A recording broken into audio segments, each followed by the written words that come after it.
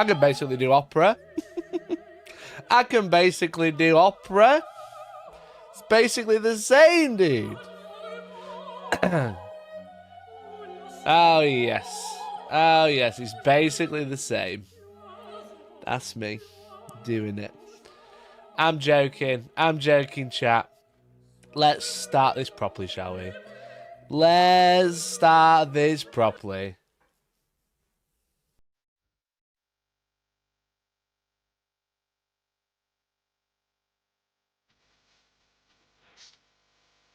Good evening, gamers, and welcome back to Hellstormwargaming. I hope you're all doing well. Thank you so much for tuning in. My name is Mikey, and welcome to this Aeldari Codex review stream. Thank you very much, guys, for sending us the Aeldari Codex, the Aeldari cards, and the FAQ and points for this brand new book. We've got another day one FAQ on launch, baby.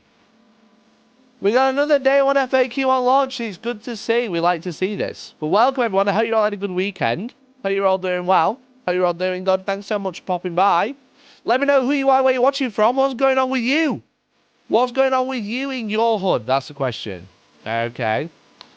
What's going on with you in your area of the world? My area of the world is very funny. My area of the world is quite funny, actually. And I'm going to tell you all about it as soon as my chatbot fixes itself. Come on, chatbots. Test. Well, it's on Twitch. I don't see anything. I don't see anything on YouTube. Hungry Bear, it's Mondays, that means Warhammer Club. That's true. That's true. It's Warhammer Club. Me and you, baby. We're in the Warhammer Club. Let me restart. Let me restart my bot. Chat. Give me a second to restart my bot. Well, you're all doing well. What'd you get up to the weekend? Let me know. Let me know. I'm sorry I didn't stream on Friday. I was a very busy boy. Very, very busy boy. I was working on the studio. I was doing loads of work on the studio. So much work, I think I'm fucked. Look, chat, I turned 31 last week. I last streamed on my birthday, okay? I turned 31. And the thing is with turning 31 is I'm officially old now. And it's not just, I'm not just saying it. I have my arm rested on a cushion. I have my arm rested on a cushion because I think I've burst my elbow. So I'm gonna do some spoilers for the old studio. This is what I'm working on. All right, I know it's been a while. I know it's been ages, but I've had loads of stuff going on. Okay, but if I show you this, okay. This is one of the pictures that we've got. Okay, this is one of the pictures. I'll get my chat in the right place. I can read it. Okay. Right, so this is like an update of the studio. What we've been doing is we've been hanging these things, okay? So this is the big bracket that we've got, the big rig for the cameras and the lights and stuff, okay? And that I've had to learn how to use anchors because I've never used them before. And you have to drill holes very deep into the ceiling because it's concrete. And you have to set in like a threaded bar like this long, okay? And you have to drill it 12 mil, all right? It's big fucking holes. So I'm there with my SDS drill, up in the sky, like this, drilling the ceiling, all right? And then my arm was hurting the next day. I was like, this is weird. And then my arm felt really warm. All right. My arm felt really warm. Okay. Now look, this is my elbow. This is my normal elbow. Can you see? This is a normal looking elbow. Fine specimen, you could say. Okay, fine specimen. This is my other elbow. Do you see any difference? Do you see any difference? Caught! Do you see any difference? Okay, can you see how this one's fucking massive compared? Alright. It's not a tennis elbow. It's called, I'll tell you what it is. So what I think I've done, I've not been diagnosed yet, but I think I've been Googling it, and I'm very good at Google, alright? Very, very good at Google. Right, this one, look, solid. Okay, this one, solid. This one has a hole right there. As you can see. I think I've popped my elbow joint. And yeah, someone said it, burstitis.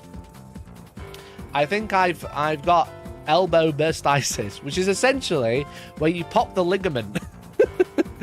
And it's it's really warm and it's been juicy for the past 3 days. It's been so juicy. It's bruised, yeah, it's bruised, isn't it? Look at the difference. It was green. I don't think it's green. Is it green? Would you say it's green, chat? Would you say my elbow's green? I wouldn't say it. I'd say it's brown. Bro lost his elbow. I literally popped it. But yeah, so if I didn't know what elbow. I think this is what it is. So I'm like gonna rest it this week, which is super annoying because I've got more shit to do. Chat, you're a doctor, right? You're a doctor. Wait. Let me find a picture. That's what I've got, right? That's what's happening. See? That's what I've got. Oh my god, is that on my elbow? That's going to happen to my elbow. I don't have gout. This looks good. Chat, you're a doctor. Tell me. Bursitis. This is what I think I've got. It's sticking out. It's swelled up. It's been painful. It's definitely gout, thanks. So I think I've popped my elbow joint thing. The bursa. The bursa has exploded. Alright. No, but I'm an actor that's played a doctor. I've got a PhD. So I'm trying to rest it because I've got way more work to do. And hopefully this week. Okay. So the studio's had some real good progress. Who wants a spoiler? Who wants to see the studio? Okay. Who wants to see it? All right.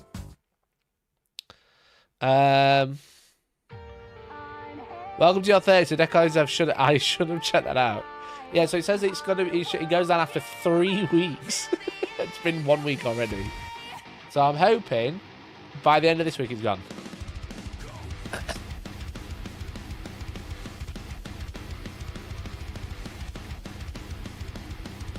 Arm has to come off, the other thing for it. Yeah, it's just fucking annoying because like my side of the bed is my left side. So I jump in, elbow first, and I'm like, ah!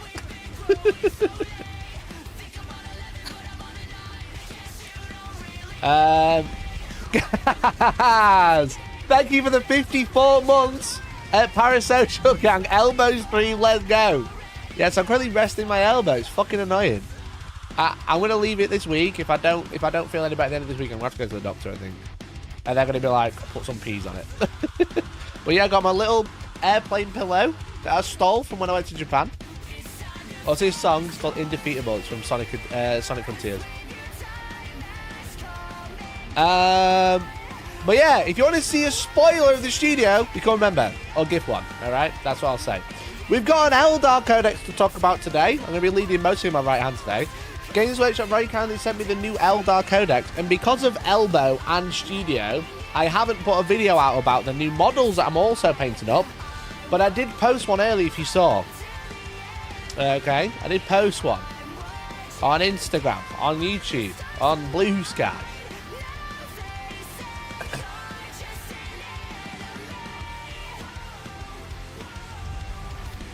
Yo! Real Tom Lomas! Welcome to the gang because Andy Tech Dad had just gifted a membership. Let's fucking go, baby. Let's fucking go. Thank you for the gifting. Alright, well, anyway, this is my warp spider from my screenshot video. Chat, this is all painted with a sponge and a paintbrush. No airbrushing, no nothing.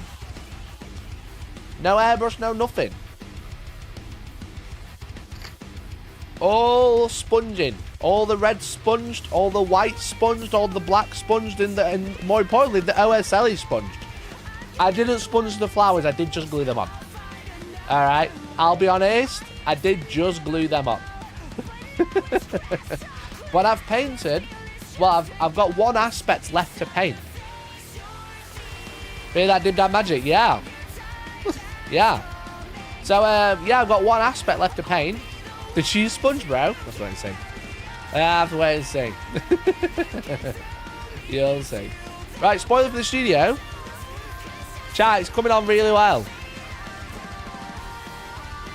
Look at this bad boy. Excuse the messy table and the extension cable, because it's not done yet. What do you reckon? Hype or tripe? One in chat for hype. This is the new studio set. This is a spoiler, because Andy's gifted the membership. He'd already seen it. He'd already seen it. He just wanted to give some members because he's a legend. Type 1 for hype. I'm pretty chuffed. I'm pretty chuffed. Yo, Nigel, thanks for 11 months. That's legitimately awesome. I don't know what you're referring to. However, I imagine you're talking about this, or you're talking about the spider. Either way, thank you. Appreciate it. This is only cost me 1 elbow. It only cost me 1 elbow for this bad boy. So there's a little bit of more work to do. Okay. And I know I've been talking about it, and I moved a month ago. Literally a month ago I started moving. But it is coming together. There's some windows to replace. This is me. Hype. This is me. This is my beautiful, darling fiance who helped me do all of this. Okay. It's okay, God gave you 2 elbows, based. He's giving all you can eat Chinese buffet, thanks. Only paid an arm but saved a leg dealer 2025. But yeah, so I don't know if some of you knew. I don't think I showed this on stream. I'm showing it because I'm hype, okay? Members tomorrow are going to get a big long vlog of the build, all right? But it's not done. It's going to be like studio so far, okay? But after the stream where everyone mocked me and said my idea was shit, you know, remember when everyone said my brick/wood idea was shit? Well, Dan from the chat, he might be here, I'm not sure, designed this. Excuse the bulge. Designed this. And we basically, I've been able to like recreate it actually pretty well. Don't look at his chat. Don't look at the bulge. Stop it. Stop it. Stop. Stop. Don't look at the bulge. So we've actually managed to do a pretty good job in replicating anyway. So that is the 3D model, and that's the actual thing. 1 elbow. That's how I see myself. Yeah, that is me. Bulge is everything. That's not you, has 2 elbows. That's true. That's true. You can't see his other elbow there. He might not be there. You can't see his other elbow. But yeah, so that was the 3D model. That was the design that we came up with. Wrong colour carpet, but it's alright. And that's what we've got so far. Alright? Did the lights turn on like in the model? We haven't laid in the LED strips yet. But that is coming. So they're LED strips I need to fit. But come on! Come on, let's go! How come I ain't got 1 gift and membership? How come I haven't got 1 Twitch sub? Why have we got 1 Twitch Prime? Alright? Just let you know, chat, this is very expensive. It's become a lot more expensive than I was hoping it was going to be. Alright? And it's still costing me more money. So if you wanted to help out with the studio and see where the money's going, okay, or help out, alright, if you wanted to help out with the studio, you can donate to the new studio and get your name on the wall, alright? We're going to have a shield, which is currently being designed. A shield on the wall with your name on it, depending on how much you donate, the bigger your name will be. I'm going to hopefully release a leaderboard soon, so you'll see who's going to be on it and how big. But if you wanted to help out with the costs, because obviously it's quite expensive, I will probably do a roundup of how much it's cost in total, because I've not had to pay much like time, because I've done a lot of it myself, and I've had like friends help me, you know what I mean? Like Billy and Nick and Ben and Georgie and Tom. But I've had to buy shit to do it, like tools, you know what I mean? It's like, oh, this piece of wood needs cutting, I need to buy a jigsaw. Oh, I need to drill the ceiling, I need to buy a drill. You know, that suddenly gets very expensive.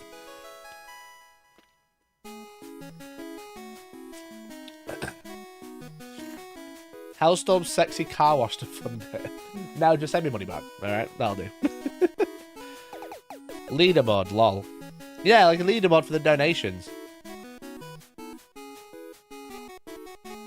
If you don't pay the plumber, you'll save lots of money. I paid the plumber today. I paid the plumber today, even though they only did half a job. But yeah, so it's been a bit of a administrative nightmare because I've been like relying on like trade. I've had like tradespeople doing like big things, but it's coming together. Screwfix a place to get all your building needs, bro. I'm keeping Wix alive at the minute.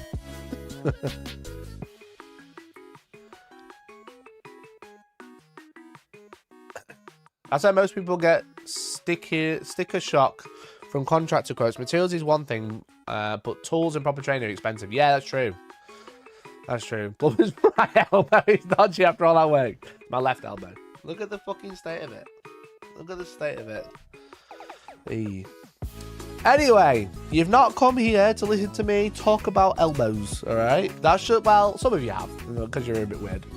And I love you for it, alright? But what you have come to listen to me talk about is the Aeldari Codex, okay? So I have the Aeldari Codex in hand, as you can see. Look, this fucking book is huge, alright? I don't know, I think it's like 200 pages. Like 192 if I remember correctly. Yeah, it's 192 pages, plus the plain pieces of paper they put at the front and the back. Yo!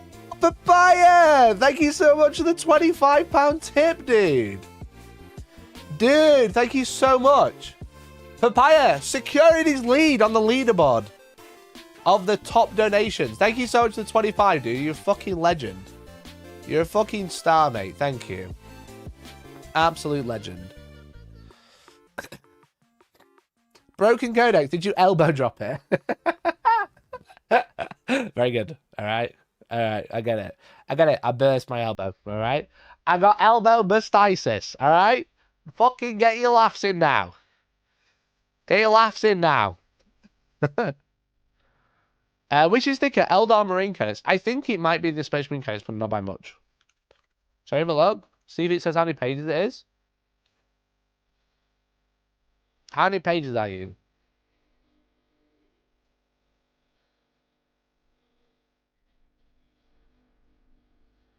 $216 pages compared to 192. So there's 24 more pages in the Space Marine book. That's pretty funny. That is pretty funny. Okay. Right, let's talk about the Eldar book, shall we? Because it is broken. There's something that was spotted by the Parasocial Gang. Shout out to Mercenary, one of the mods. He spotted it first, and then I looked into it and I realised there was no FAQ. I've got the FAQ up in front of me. I can't show you the FAQ, but I can talk about it. Okay. I can't show you the FAQ, but I do have the FAQ and I do have the updated points. So essentially I have the updated codex as it's going to be going out. Alright. Now, why is this book broken? Right, everyone thinks I'm going to talk about how strong it is, alright? And I am going to talk about how strong it is, but that's not why it's broken. It's just actually broken. It actually doesn't work, which is quite funny. So, you might have heard of Ynnari, okay? This is a Ynnari detachment. They get the detachment rule, strength from death, which is very good. Lethal intent, and lethal surge, and lethal reprisal. You get all of these. These are what they do. At the end of your opponent's shooting phase, one of my Ynnari units were destroyed. That unit can make a normal move. Cool, great ability. Once when a Ynnari unit falls, it makes a fade back agile maneuver. It can make a lethal surge move instead of a normal move. It does so, roll d6 and then move into combat. Great time. At the start of the fight phase, let one Ynnari unit from your army, including Titanic, that is below starting strength until the end of the phase. That unit has the fight first ability. Great time. Alright. This is where things fall over, okay? Which is just, I think it's a little funny, alright? It's a little funny, it's a little bait to get you in to watch it. Hellstormwargaming, you're not about to tell me that this book is broken on release. Yeah, actually, literally broken. Literally broken as it does not function. You can include Ynnari units in your army even though they do not have the Aeldari faction keyword. Alright? Aeldari units, excluding epic heroes from your army, gain the Ynnari keyword. Alright? this is crucial. As Ynnari units gain the Ynnari keyword, all right? Doesn't say what type of Ynnari keyword, just gains the Ynnari keyword, okay? Why is this so crucial, all right? Because, chat, you might like the Ynnari, but you might think, Eldar units on foot are really slow. Really, really slow. They can advance, you know. But what they really like is wave serpents. Okay. They love a wave serpent. Wave serpent is a great profile. Wave serpent's coming in at 115 points. They're -1 to wound at T9, which is really good. They have a range of weapons, all ranged, you know, and they fly. They're a transport. They move 14. They have an inborn. They have 13 wounds, which is like a really weird breakpoint for a transport unit with only toughness 9. But they're a great transport. However, as Ynnari, you won't be using them, okay? Because they literally don't function. Because they have a transport capacity of 12 Aeldari units. However, whilst you'll have lots of Aeldari infantry units, it cannot transport jump pack or Ynnari models. Excluding Yvrain and the Vizak. So Yvrain and the Vizak are fine.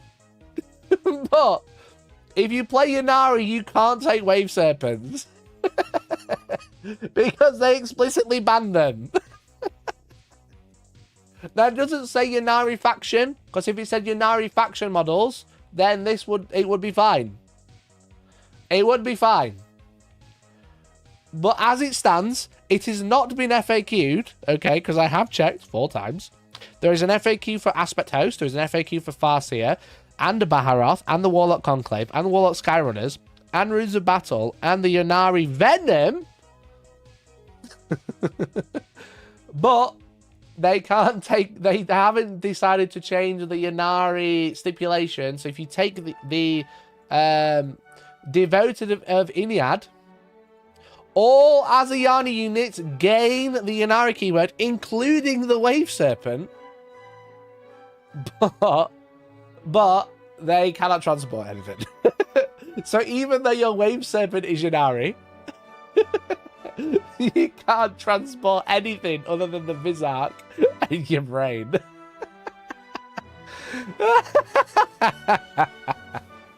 So there you go. The Eldar book is literally broken. And by broken, I'm not referring to strong. I do think it's strong. I want to clarify. I do think it's very strong. But it literally doesn't work if you take Ynnari. All right? Now, will they fix it? Probably. But it's just funny that Games Workshop, I love you, okay? I think you sending me the FAQ and the points is a great idea, okay? However, if you're going to do it, make sure you fix everything. Because I will just find something else that doesn't work. And again, it's thanks to Merstone for pointing it out. I would have spotted it.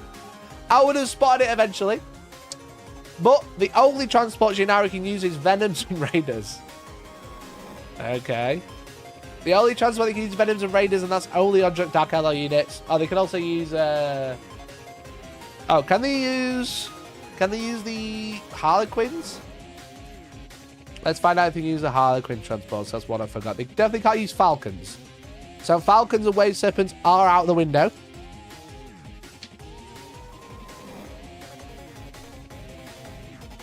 And then, yeah, you can use the Starweavers to transport Harlequin infantry, who will also be Ynnari. Is this to stop Dark Eldar using Wave Serpents but locks out all their Eldar? I believe that's the case. I do believe that's the case. I think that's why they've done it. They've said you can't put Ynnari keyword in there.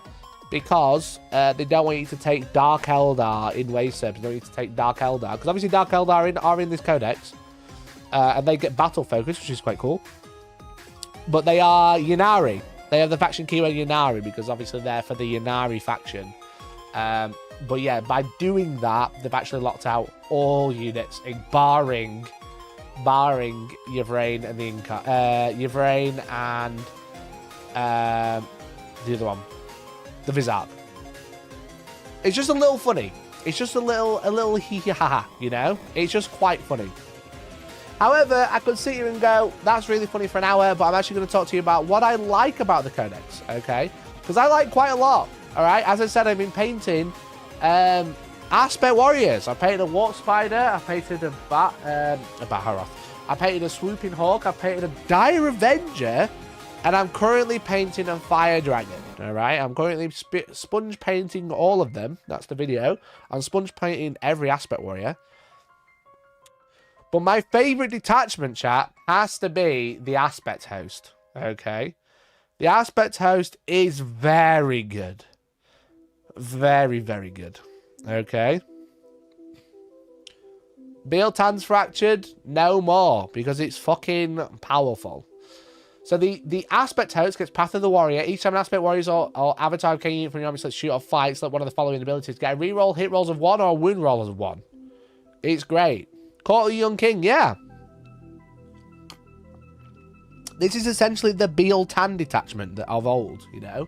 All aspect warriors and avatar of Khaine actually badass. It's really good. Really, really good.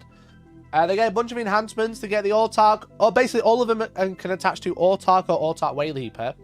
And Autarchs are basically like captains now, which is really cool. So they're not like lone operative, they're not CP generators, they're not mission action things, they're like captains of units. So Autarchs can go on pretty much anything that's on foot, and Autarch Wayleapers can go on anything that flies. So I think they're pretty self-explanatory. But you get +1 damage to melee weapons and have precision on the Autarch, which is pretty cool. Makes his sword pretty choppy. You get the Autarch Wayleaper can, whilst it's leading an aspect warrior unit, each time it's like to shoot or fight until the end of the phase, models in that unit gain both abilities of the Path of the Warrior, which is this, which I think is going to be fucking brilliant on 10 Dark Reapers. Or on a Howling Banshee unit, because they are crazy good. Okay. Yeah, they made Dark Reapers units of 10 again. Thank fuck for that. This Codex, I will say, is the Codex of Dark Reapers and Shining Spears, which is really good. Just so you know, chat, I'm a really big Eldar player. I've always loved the Eldar lore, funnily enough. Funnily enough, I really love the Aeldari lore. Don't you think? Don't you think it's cool AF? You know, I love when the Eldar are doing Eldar things on their little craft worlds with their little aspect warriors and their avatars. You know, I know all of the lore. Also, ironically, Aeldari is the only army that I ever took to a tournament competitively, right? And did well with it because I took it seriously. Okay. But what's kind of funny is it the only time I've done that is when Ynnari were broken and it was Shining Spears and Dark Reapers. Which part of the lore is the favourite? The cover. The cover is the best. You know, that's my favourite part of the lore, the book cover. Anyway, this is the Mantle of Wisdom is crazy good. Crazy good. Okay. Shimmerstone. Each time a range attack targets that unit, subtract 1 from the wound roll. This is kind of handy for a unit that doesn't have, because you don't have access to Fire and Fade. You do obviously have access to Battle Focus, which is crazy good. But this is handy for those as well, to be -1 to wound. And then obviously you got this one, add 1 to the OC. It's pretty tasty. It's not a bad enhancement. It's just, the enhancements, how much are they? Let's have a look. So Aspect Host. Mantle of Wisdom is 30 points. The get both is actually 30 points. Is that worth it? I don't know. You know what else is funny, Mikey? Shining Spears don't have aspect tokens, so they can't power up their stratagems. Yeah, that's true. That's true, they can't. There's 6 great stratagems for this one. We have Warrior Focus to ignore any or all modifiers to the hit roll. Sorry, until the end of the phase. Each time your unit makes an attack, you can ignore any or all modifiers to attacks, ballistic skill, weapon skill, strength, arm penetration, damage characteristic, and or any or all modifiers to the hit roll. I got that eventually. This is kind of handy, especially when there's so much like -1 to wound, -2 strength and stuff like that out there. AP as well is a big one. This is a really good stratagem for 1 CP.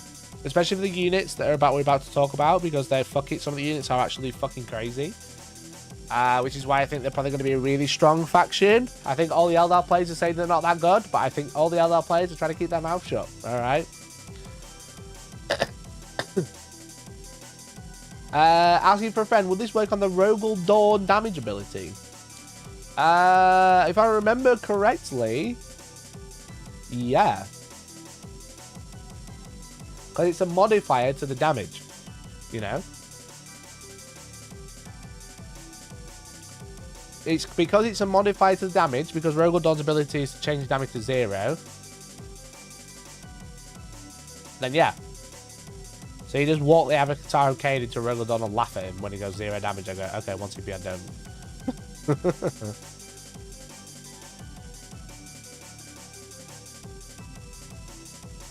That was pretty good. That was pretty good. It doesn't block Nagel's Rot. I'm not sure which rule Nagel's Rot is, but yeah, probably. Fire Dragon's into Rogel down. It will be Rogel down when you shoot it, mate. The next one, Fight on Death, which is good, handy. Only 1 CP, which is surprising. Minus 1 toughness. Yeah, we'll ignore that. But it's against the target, so the minus 1 toughness won't really come into it. To their final breath is basically a 4 Fight on Death unless you have a Aspect Shrine token, which if you're doing you're about to die, you may as well flip it. You know? You can spend it to Fight on Death on a 3+.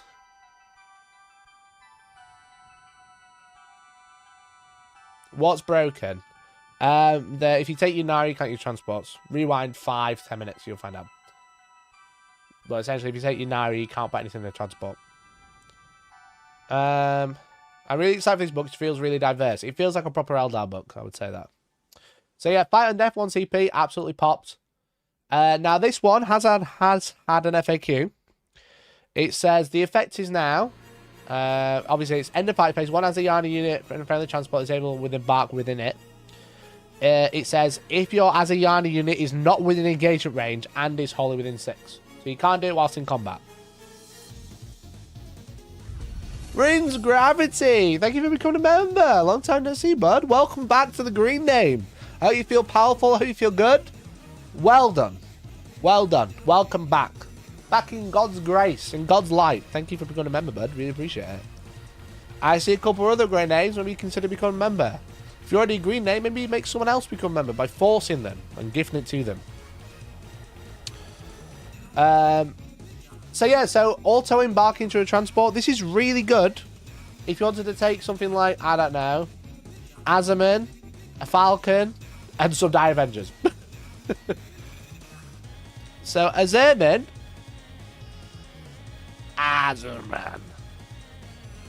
let me tell you what he does. 1, he's fucking cracked 1 turn once per game. You know. So whilst he's in the unit, after his unit shot, you can make a normal move up to 6. Until the end of the turn, that is not eligible to declare a charge. So you can move up to 6. And then once per battle, when this monster lets you shoot, it can use this ability. If it does so, until the end of the phase, its Bloody Twin Weapons, which is Bloody Twins weapons have a damage coverage 3 and anti-infantry 3 and devastating wounds, which is the shooting pistol weapon at 6 attack, strength 5 -1, 2 damage. It becomes strength 5 -1, 3 damage, anti-infantry dev wounds, which is absolutely crazy. Absolutely crazy. Okay. Now Zerman lets you move 6. Obviously, this stratagem, it doesn't work specifically for Zerman, but obviously it's a really good ability. Dire Avengers are crazy good at shooting. They get 4 shots each now. They get they get assault, strength 4 -1, 1 damage. If you're within half range, you can use sustained hits against a target within 9. So what you can do is you can jump out of transport, advance out, shoot, use the Zerman to move 6, use this to move 6 again, and get back in the transport. Because when you disembark from the Falcon, you get reroll wounds. So when you disembark, the turn you disembark from a Falcon, you get reroll wounds. Okay. Let's just double check. It's called Fire Support. You shooting phase after this model is selected. After this model is shot, select one immediate hit by one or more of those attacks. So the end of the turn, each time a friendly model that disembarks from this transport this turn makes an attack that targets an enemy unit. You can reroll the wound roll. So yeah, so you can pop out, you can move out, and then you can essentially move 12 in 1 turn. As long as you end up with it only within 6. You can essentially move out, move 6 back, and then pop back in. Which is really good. Really, really good. Really, really, really good. Now you can do this with anything, but a Zerman just gives you that extra 6-inch movement. Which is really handy. Is it just me or does a Zerman eat Terminator for breakfast? A Zerman does eat Terminator for breakfast for one turn. Once per game. For 135 points. It is really good though. Honestly, go. a great unit. He's very expensive. He's kind of expensive though for Eldar. You know? That's what you're going to find with Eldar. They're going to be able to do everything pretty much as and when they need to, but it's having the right thing in the right place at the right time, which is a very much an Eldar playstyle, which is cool. We love that. They do have another strat for the Avatar of Khaine. Until the end of the phase, your model's Wailing Doom range weapon has a range characteristic of 18 and a damage characteristic of 8. This one's really funny as well. Do you remember the strat that ignores Rogal Dawn's minus damage? Or damage to 0? Well, guess what? So does this. Doom Inescapable for 1 CP. Okay. Obviously makes you 18 inches and flat damage 8 instead of range 12, I think it is. Yeah, range 12. Strength 16 minus 4 d6 plus 2 becomes damage 8. Because of the ordering of modifiers, and because it's your turn, you essentially go, are you going to make that flat damage 0? And they go, yeah. And they go, okay, I'm going to make it damage 0. And then my modifier is going to come in and make it damage 8.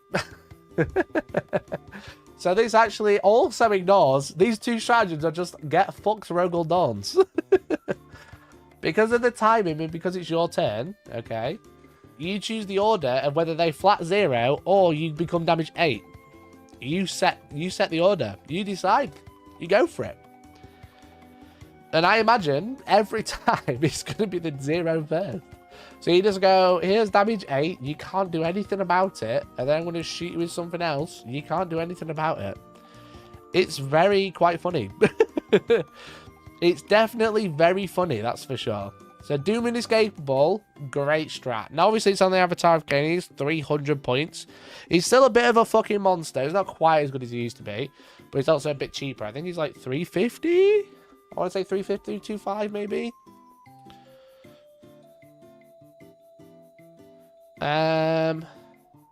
So how many points they are now?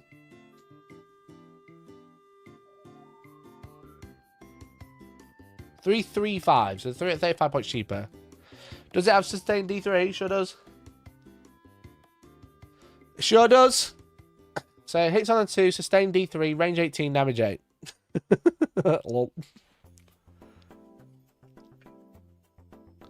Okay, but hear me out. A 20-foot tall effigy made of lava zeroing a tank by hooking a molten spirit is awesome. I agree.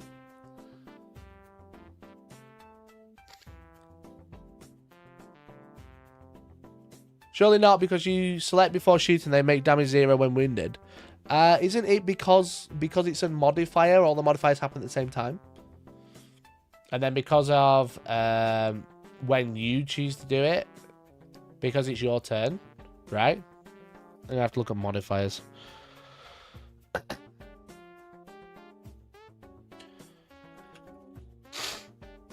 You can also spend, if that isn't the case, spend 2 CB. It's flat damage 8 and then they could definitely can't do it about it.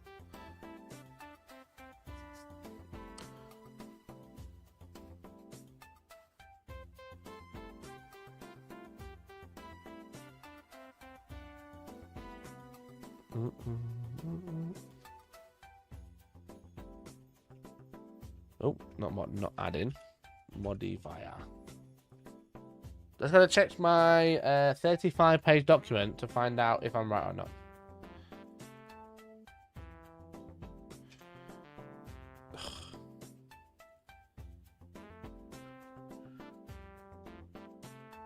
Modifying characters by improving, reducing, or worsening them. Their characteristics.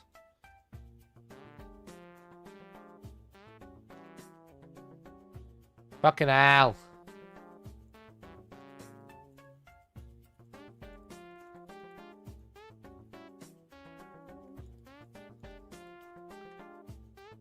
Modifiers.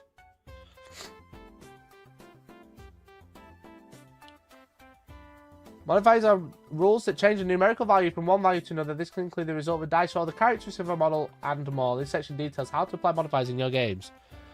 All modifiers are cumulative. If a rule instructs you to change or replace one characteristic with a specified value, change the relevant characteristic to the new value before applying any modifiers that apply from other rules, if any, to the new value. You must then apply division modifiers, round up any fractions up after applying all modifiers. So doesn't this mean that you affect all modifiers at the same time?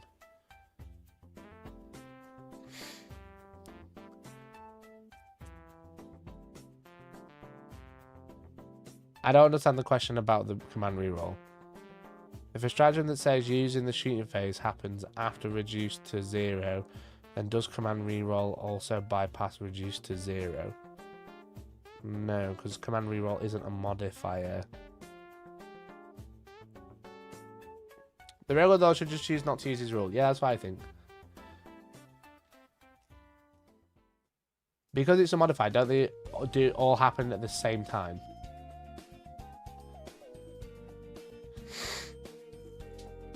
It's nothing to do with modifying characteristics. It's down to when you need to select the strat. So if you spend 2 CP, the Imperial Guard player would choose not to use his damage 0 ability.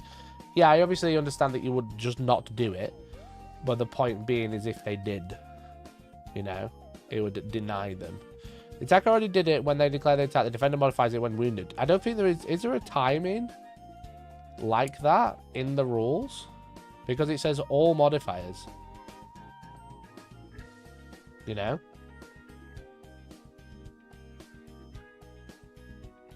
Because you've got a rule that's applying it to make it 8 and a rule that's making it 0. I understand the logic of timing. Right? Obviously, you make it 8 and then they make it 0 afterwards. But I don't know if we have that in Warhammer. Because they're all the same. They're all modifiers. Because it says if it instructs you to change or replace one character's specified value, it doesn't say at that specific time. What does the dawn ability says? I think it's when it fails a save. I can't remember off the top of my head. I understand the logic, you know what I mean? You make it 8, then they make it 0, but I don't think we have that.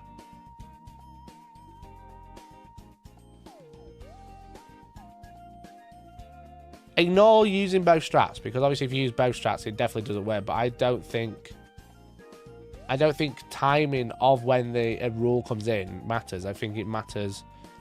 When attack is allocated to them all, you change the damage characteristic of that to 0. You know? There's a whole FAQ thing for the order of modified damage. That's what I'm trying to find. Is it not just modifiers?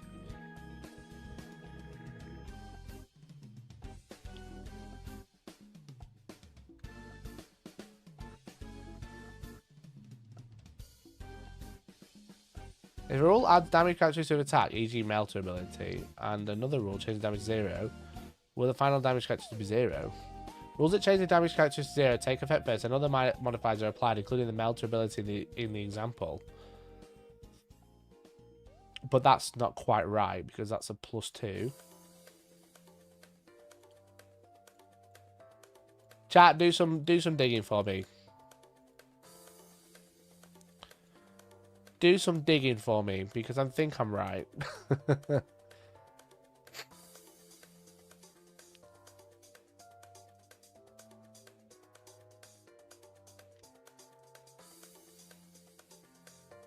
Fuck modifiers. I'm bored now. Anyway, really good. I'm moving on. I'm moving on. Alright, preternatural precision. Not sure now. Need to reread and decipher. I'm like 90% sure I'm correct. You know? Because of... I understand the logic of... You select the avatar, make yourself damage 8, then roll to wound. You do the wound. And then the Rogal Dawn commander, or the Rogal Dawn, goes, I've allocated the damage to me, I'm making it 0. Logically, totally makes sense. We play 40k though. It's never logical and it never makes sense. I believe because it's a modifier, they all happen at the same time. You know? Like physically, because it sets the damage to 8. You know? So, look into it. Anyway. I think it's an interesting one. I think if it hasn't anything, it needs an FAQ. All right. Because it's just we don't have a stack. You know what I mean? We don't have timing stacks like in Magic or something like that. Anyway, this one's really good. Each time you use this strategy, you can remove one aspect shrine token, then select one of the following abilities, or two if you remove an aspect shrine token. Ignore, cover, lethal, or sustained. You'll just take sustained every time. Have fun. And then Khaine's Vengeance, you can make them fall back and take a desperate escape test. 6 very decent stratagems. This one, pretty good. All the 5, absolutely correct. Maybe the Doom Inescapable isn't quite as good, but it's pretty funny if it pops off, you know, especially if you get D3 hits. Now, what's going to be using those? Fucking Fire Dragons. Oh my god. How is this unit? How many points? Fire Dragon. 100 points for 5. What the fuck? Excuse me, what? Alright. Excuse me, WTF. Alright.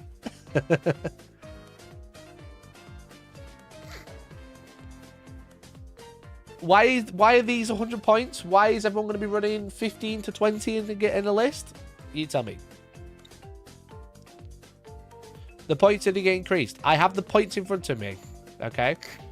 They are 100 points. Alright? They are 100 points. I have the points in front of me. So Fire Dragons. They are Eradicators, essentially. They reroll hits, wounds, and damage against monster vehicles. Which isn't a crazy ability. I don't. What did they used to do?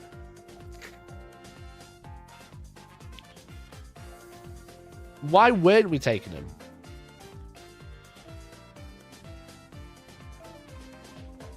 They used to reroll a wound and a damage roll of 1. That's why. But it's for 90 points. Okay. So, what's interesting is the Exarch has Fugin's gun. 12-inch range, strength 9, -4, d6, melter 6. Which is very funny. I think the Fire Pike might be slightly better just because of the range and the strength. But the Exarch Dragon Fusion gun is very, very good. So, but the fact is they have the Dragon Axe as well, which is also Fugin. Strength 6, damage d6 at -4. This is just Fugin's profile, with less attacks.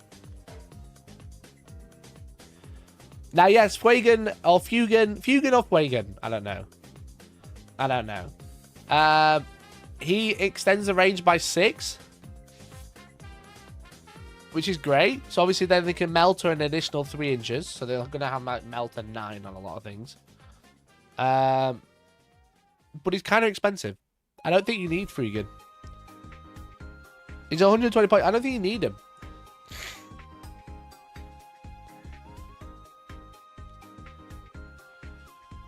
It's an actual vehicle that can survive this. So rerolling all hits, all wounds, and all damage. You have the fusion guns, which are 12 inches, strength 9, -4 d6. That's melter 3, but assault. And then you have the Exarch Dragon Fusion gun, which is also 12 inch, strength 9, -4 d6, melter 6. Now, the thing is with it, chat, is these are really good, but we've had Eradicators for fucking 3 years or whatever. You only get the active if you take a pistol on the normal guy. Yeah, you do. It's just funny that it's AP4. We've had Eradicators for a while. The thing is that Fire Dragons can't do is Deep Strike. You know? Like you can get them in Space Marines. But you can strategically reserve them. You can also use the Falcon, as we mentioned.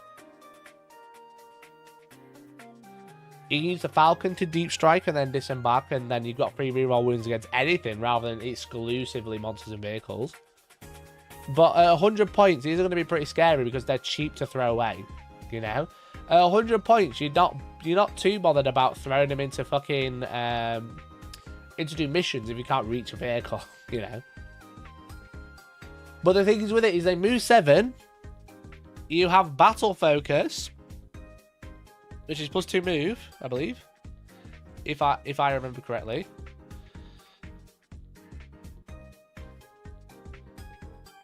Where are we? Where are we? So swift is the wind. They can add +2 move and they can advance. So they can move up to 15 inches. They can move up to 15 inches and then shoot, which is quite funny. It's pronounced flipping heck. But yeah, they can also pop the strats that we just mentioned. They can have the sustained hits. They can have the ignore damage modifiers, such as -1 damage against something. You know, you can ignore any or all modifiers, so you can keep the melter modifier and ignore the -1 damage. How do you give them aspect tokens? They come with 1 per 5. That little thing that they come with in the box. That little thing they come with in the box. This thing. Every aspect warrior, barring Shining Spears, has one of these. Understandably, because obviously Shining Spears are on bikes. They move them fast. Yeah, these things that you don't have and chucked in your thingy box, they have rules now. So yeah, chat. Look, all I'll say is Games Workshop definitely want you to buy Fire Dragons, okay? Because they sent me 2 boxes. They want me to plug the shit out of these. They've said nothing specifically, but they did send me 2 boxes of Fire Dragons and 1 of everything else. That just tells me that they want me to do the big push, all right? And you can get your Fire Dragons at a discount at the Outpost, who are a proud sponsor of Hellstormwargaming now. That's where my new studio is, okay? So if you want to get some discount Warhammer, just use my link, baby, and support the channel. You can go over to the outpost.co.uk/affiliate/159. That's me, baby, number 159. Okay, you can grab the latest pre-orders available here. All right. They're probably out of stock. All right. They're probably out of stock. I posted about it the other day. They're probably out of stock. You can get a fucking Wave Serpent, 35 quid. That's a big discount. That's a big discount. That's cool. There's 7 on the way, bro. There's 7 on the way. All right. What else? What other Aeldari things do we have available here? Not a great deal. Oh, look, there the Fire Dragons are. 6 boxes on the way. That could be one of yours. At 32 quid. That's a big discount. And every time you buy something, I get kickback at no extra cost to you, and it supports the channel. #ad. So make sure you grab your discount Warhammer today. Because I won't be buying any, because Games Workshop sent me 10 for some reason, and I don't know why, but I'm not complaining. Thank you, Games Workshop, for the free stuff. So yeah, so Fire Dragons, they're also going to be in my video at the end of the week when I'm painting those. Absolutely crazy. Why are they 100 points? I don't know. I got no idea. All right, very silly, very stupid. Great unit, buy 15. All right, buy 15 using my link. It's only 96 quid. Fire Dragons have great lore, don't you think? I love dragons, you know what I mean? I just love dragons. Rah, look at this. Rah, rah. Look at that, that's me. That's literally me. 1 move 3 plus save is fragile. Yeah, but if you kill everything that's in front of you, it doesn't matter, does it? If everything's dead, it doesn't matter if you're fragile. That's what Eldar are going to be good at doing, right? Is that they're going to be good at killing the shit that you want to kill. But if you fail to kill it, you do just die. A guardsman could easily wipe a squad. That's why you drop Die Avengers with them, because they have 4 shots each. 1 Die Avenger at T3, 1 wound, has 4 shots. Yo, James, thanks for becoming a member, bud. Really appreciate it. Thank you so much. Really appreciate it, buddy. So yeah, anyway, great unit, buy loads. What we got next? We got the Howling Banshees. Absolutely cracked unit. Absolutely cracked unit. Okay. Absolutely crazy good. All right. 4+ invuln against melee, and 5+ in range, because all aspect warriors have 5+ invuln. Look at these fucking profiles, bro. 6 attacks. Strength hits on 2. Strength 3 minus 1 damage. Great. What else does it have? Anti-infantry. Oh, wait, they all have anti-infantry. Right, okay. 4 attacks. Strength 4 minus 2, 2 damage. Pretty decent. 3 attacks. Strength 6 minus 3, 3 damage. All fucking day. Give me that executioner. Can the fire dragons get 5+ crits for sustained or lethal? They sure can, because they can use Lycus or Lycus. They can use Lycus to get crits on 5s. So you got the Howling Banshees. Absolutely crazy. Absolutely cray-cray. So good. Do you know how much these are? 90 points. 90 points for 5. I'll take 15, please. 15 Banshees, 15 Fire Dragons, 10 Dire Avengers, and 10 Warp Spiders with Lickers. Call it a day. Call it a day. Have a great time. I'll take some Wave Serpents whilst I can use them, and maybe a Falcon or 2. Yeah, James, appreciate it, bud. Thanks for the 11 months, dude. Really appreciate it. Look at that double sub. Double sub notification. Let's go. Obviously, they all have the aspect shrine token, which we kind of mentioned, but what they can do is advance and charge.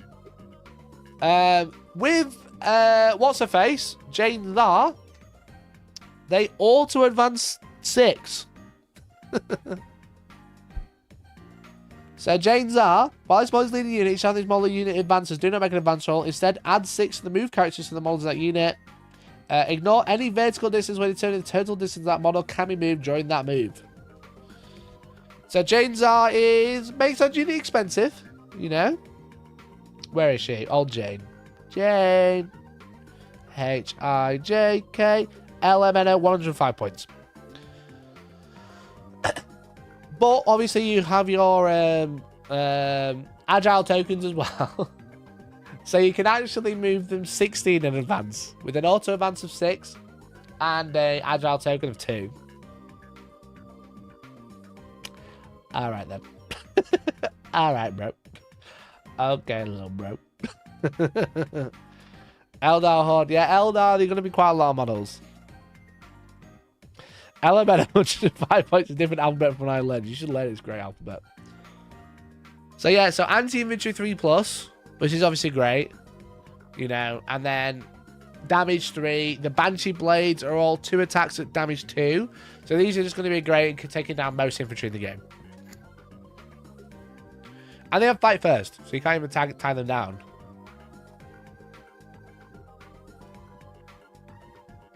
So yeah, the execution, I think that's a spear. I think, if I remember correctly. Really good. Really, really, really good. So, real glow up from the Codex, from the index. Actually worth taking. Probably worth taking a bunch. To be honest. The next one, Shiny Spears. I love this unit. I actually only have old ones. I don't have any new ones, which is super annoying. Excuse my hair, by the way. I realized a beard hair fell out. I was taking all these pictures. Shiny Spears actually cracked. Laser Lancers are back, baby. Right, chat. You know what you used to do this unit? You know what you used to do this unit? You used to fly over to a unit. Alright. Fly. Okay. You used to shoot your Laser Lancers into something and kill it because they're damage 3. Alright. They're obviously damage 3. They kill shit. They've also got the Shuriken Catapults. Having a great time. And then what you used to do is you used to Soul Burst, which allowed them to move, shoot, charge, or fight. So then you'd move out of the way, or you'd charge into something in the shooting phase. And then you kill something else, and then they'd fight in the shooting phase. And then they'd touch something else, because it's the charge phase. So then they'd charge, and then they'd fight something else and kill that too. And that's crazy. All what you used to do is you used to move them, shoot something, alright, charge, fight in the fight phase, advance, auto advance 20 inches away. Great time. Great, stupid unit. Anyway, yeah, the Laser Lancers and the Star Lance, which is on the Sergeant, on the Exarch. Great, great, great profile. Absolutely cracked. So all 3 damage is all -2. Now, they're only strength 6 in combat, strength 5 in combat, and strength 6 in shooting. But they do have anti-vehicle, anti-monster, and lance. Are these the guys from that famous clip of someone got you in an Eldar player? Yes, they are. This is the unit, because they were cracked. Because he used to advance and charge for 1 CP. That's why they were so good. Ynnari, auto advance, 20 inches, advance and charge. Great time. I came second in the Netherlands with these. Ah, it's good to have them back. It's definitely good to have them back. But they're just a crazy good unit. You know, 5+ invuln, 4+ invuln on the Exarch. I think you can take a Shimmer Shield and a Star Lance, which is obviously what you would take. Let me find it. Ah, chat my elbow, it's so annoying.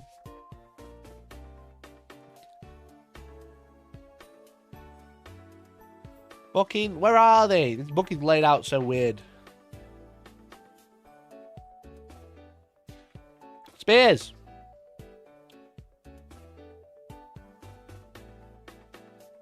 Yeah, you can have a Shimmer Shield and a Laser Lance. A Star Lance, sorry. And a Shuriken Cannon. Absolutely Chad. He's worth his weight in gold. Chinese Spears, now they aren't cheap. They aren't cheap. They're 120 points to 3. I don't think you'd ever really take 3. I think you'd always take 6 at 240. But they are worth it all day, every day. They are worth it all day, every day, I think. The fact that they're 3 damage. And the big one, the extreme mobility. Each time it makes a null move, advance, fall back, or charge, ignore any vertical distance. They move through walls, basically. They move like infantry and move 14 with a normal move of 16 with that one battle focus thing. This is a great unit. They can go on the front line, essentially teleport through walls, shoot laser lancers, and shuriken catapults, and a shuriken cannon, and then charge something, and then be really fucking annoying when they're there. They've got 9th edition fly rules, yeah. Yeah, literally. They literally have 9th edition fly rules. Absolutely crazy, crazy unit. Now, the only problem is they can't have an Autarch. Autarch's not in here anymore. I'm not sure what I want to do with mine anymore. I might just turn him into a Shining Spear. But yeah, no Autarch, which is super annoying. No Autarch on bike. So they can't be attacked. You can't attach anything to the Shining Spears, as far as I can tell. And they don't have these shrine tokens either. So they have all access to all those strats, but they can't buff them. But they can get they can get sustained on their laser lancers in combat. They can get sustained. So there's a distinct lack of devastating wounds in this book, but there's a definitely increased damage, increased number of shots. You know, the unit I really like is the Wind Riders. Now the Wind Riders are quite cheap, I would say, at 80 points to 3 or 160 for 6. They only have a 6+ invulnerable save, but still, they can take any and all weapons. Any number of models can change for a scout laser or a shuriken cannon. Shuriken cannons at 3 shots, lethal, strength 6 minus 1, 2 damage. Rerolling a hit roll of 1. If they target a close eligible target, they reroll their hit rolls. Can a floating Farseer help them out though? I don't know if a Farseer can attach to them.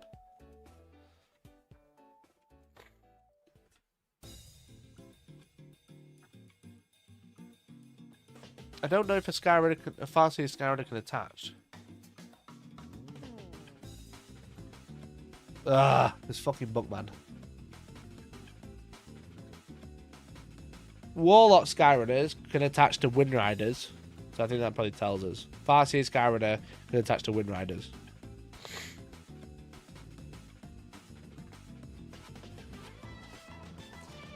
So yeah, so they're pretty good. They're pretty good. The reroll hits with lethal, or obviously you have the scout lasers if you really want to run that way. I don't like the scout laser. I prefer the shuriken cannons. Just because you've got the AP and the damage. Now, the Wind Rider detachment is crazy good. I really like the Wind Rider detachment. It's got uppy, downy. Allows you to put loads of stuff in reserve. If you like the bikes, it's going to be a great time. But the Wind Rider host, called Ride the Wind, you can put as a Ynnari mounted on Viper units in reserve, and they can set up on the battlefield, arrive from strategic reserve, and mounted and Viper units treat the battle round as being 1 higher than it actually is. And you can pick up to 2 units per turn, which is cool. So they have a bunch of really good stratagems, such as rerolling wounds. You can make normal moves after you've been targeted, after you've shot a unit, sorry. You can advance and fall back and shoot and charge. You can deep strike 6 inches. Obviously, the typical was 3, now 6. You can improve the AP in shooting, so you can have like AP2 on those Wind Riders, and then you can give yourself a 4+ hit run. So they're all really handy, but yeah, for like 160 points for 6 and 2 wounds and a bunch of shots and OC2, they become battle line in that detachment as well. So you can take 6 units if you really want to. It's a Sam hand detachment, obviously.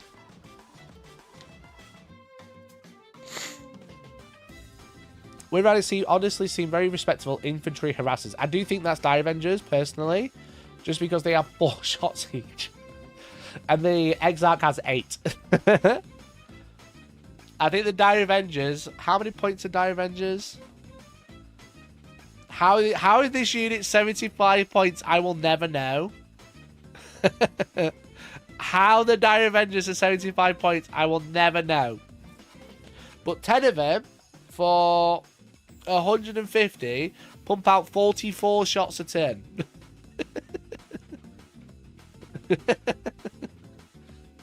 And then you can put a Zerman on them and they can move 6. And they can pop out a wall, shoot 44 shots. You shoot a Zerman and then jump behind a wall again.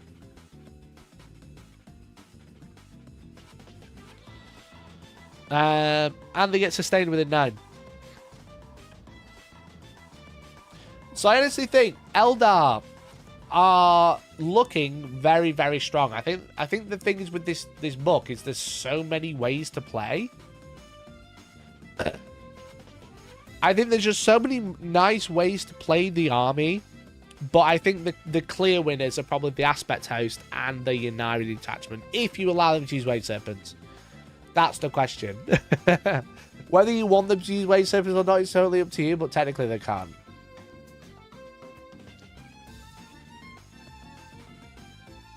Ten Avengers in the Serpents is as cheap as the Wind Riders. Not quite. I mean, they're 10 points cheaper for 10 compared to 6 Wind Riders. But you also have to take the Wave Serpent, which is another 115.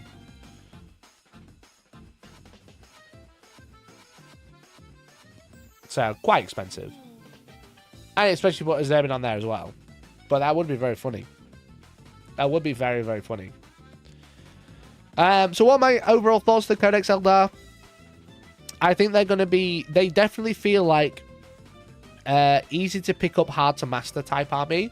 I think that against the wrong opponent, like if the opponent doesn't know how to deal with Eldar, such as not throwing stuff away really quickly, such as not leaving massive gaps for them to arrive and punish you for, I think they're going to be a horrific army to play against. Like a really horrific army to play against. However, in the right hands, against a good player, they're going to feel awful. Personally, I think. Personally, I think that because they've got so many little tricks, which is what Eldar always have needed and always have had. I think sometimes their little tricks have been way better than they should ever be. Have you disconnected? Excuse me, can you not? There we go, we're back.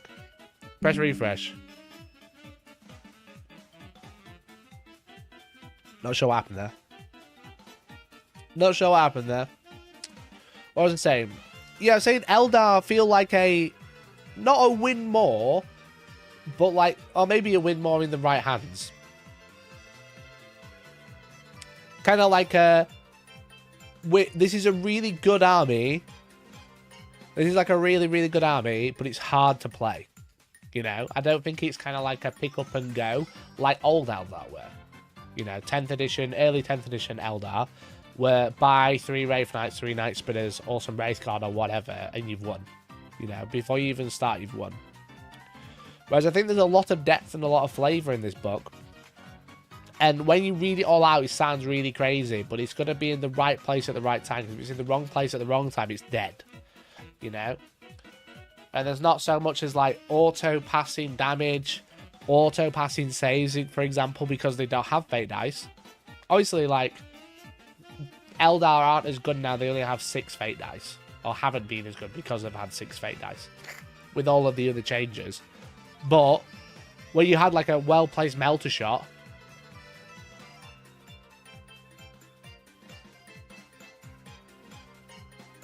excuse me, when you had a well-placed melter shot against a tank that had 6 wounds and you can just flat 6 damage against it, like you can with Sisters with Miracle Dice, it really feels bad. Whereas now they've actually got to play around it. Excuse me. And they obviously have like aspect shrine tokens, which are I think are like a really cool mechanic. Laser acrylic token makers, 3D printers, get on it now because people have thrown that shit away. All right, get yourself some aspect shrine tokens made and get selling them on eBay or whatever. That's a freebie. That's literally a freebie. But yeah, the book overall feels like it has a lot of tricks, and I think it's going to be very hard to remember all of them. That's going to be the problem. But as soon as you do remember all of them, then it's up to your opponent to remember all of them so they can play around you, and I think that's going to be the hard thing.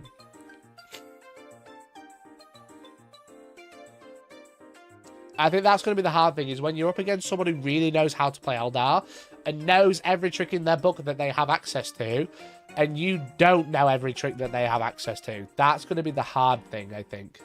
I think that's going to be really difficult. Chat will be over in a moment.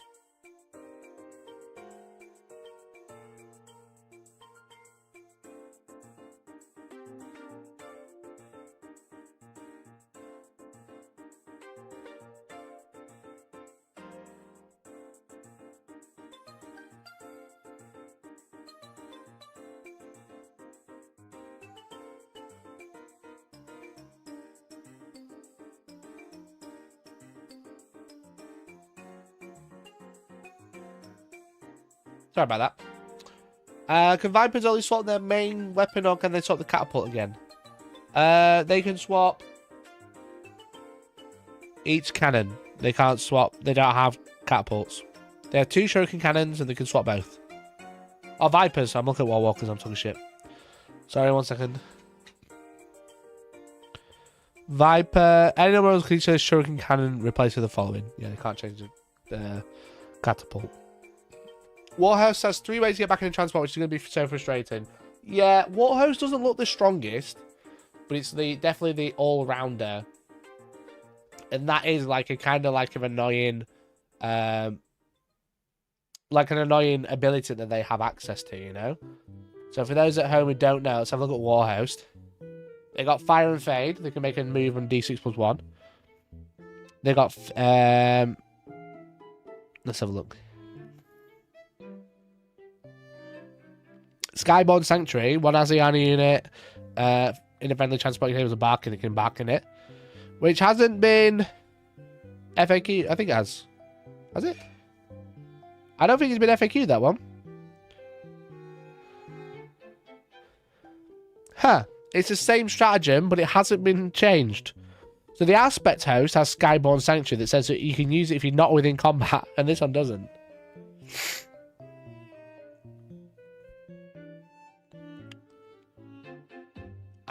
So yeah, they have Skyborn Sanctuary as well, which technically can be used whilst in a transport. Whilst in combat, sorry, back into a transport. You got the Fire and Fade as well. And you've got the Webway Tunnel to remove a unit and put it back in reserve. It's very good. Warhost is by far the strongest. I don't think it is. I think it's very good. I think they all feel very good. I don't know if it's the strongest. It's very defensive. I don't think it has the damage capability that the other ones do. You know, the raw increased damage. But yeah, they're all going to feel pretty crazy, I think. Especially while you're learning them as well. I'd love to play against Eldar, like, soon, and see what they feel like. How's their Grotmus detachment look now we know the book rules? I think the Grotmus detachment's shit. Personally, I think the Grotmus detachment is shit.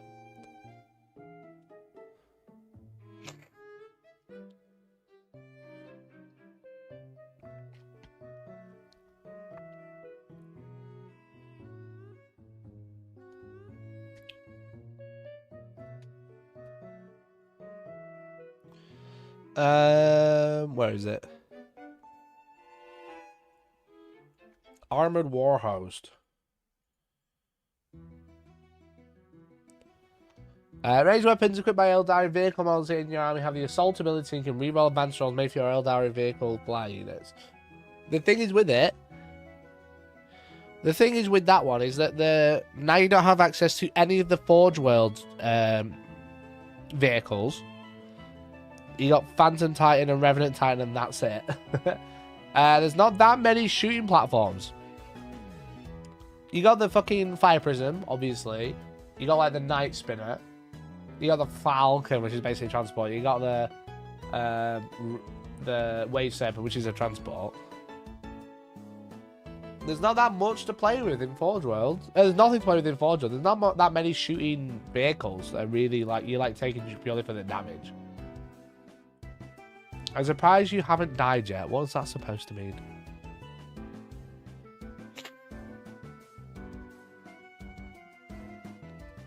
What does that mean?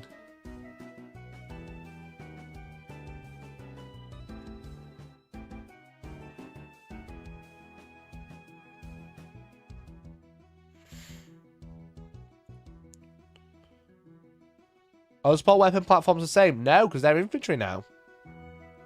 They're infantry and they've got 3 different data sheets. They're all quite different.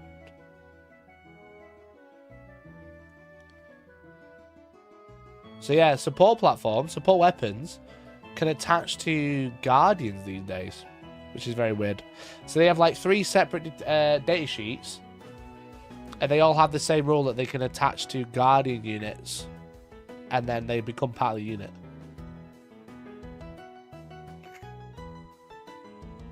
So they have the support weapon rule. Each time this target, each time attack target this model's unit, if it contains one or more other models, the model that this model has a toughness characteristic of 3 because it can attach to a Guardian Defender unit, and it counts as part of the Guardian squad. And then it counts as toughness 3. So it's basically upgrading your normal weapon platform, you know, shuriken cannon or whatever. So it's D-Cannon platform, Shadow Weaver platform, and Vibro Cannon platform, all different points and stuff. They all have their own special rule, like the D-Cannon rerolls damage of 1 against a Titanic unit. Sorry, rerolls damage of 1 unless it's a Titanic unit, rerolls damage. Which is quite cool. I'm very sad about not being able to play Hornets. Yeah, the fact that they're just getting rid of Forge World is really annoying. Obviously, they did it with Space Marines right at the start of the edition. And then they've been doing it to like every faction, every time, barring Custodes. Just Custodes, I think, but that's purely because they don't have any units in the Codex. I don't think there's any other faction that survived Forge World, to be honest. Like any other Codex faction that's like gone, yeah, you've got loads of Forge World, you can keep it. There's like been none. Space Marines were the first one to lose loads. And yeah, they've just been gutting them ever since. It's more notable with Aeldari and Gau because they had quite a few units. Yeah, I agree. I agree.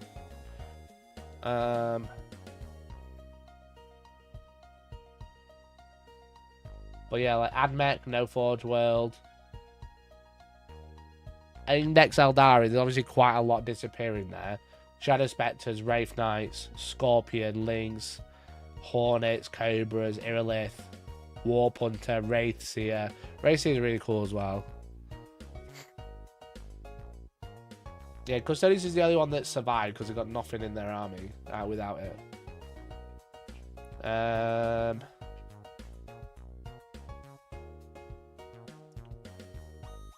Knights are probably the big one that might lose some.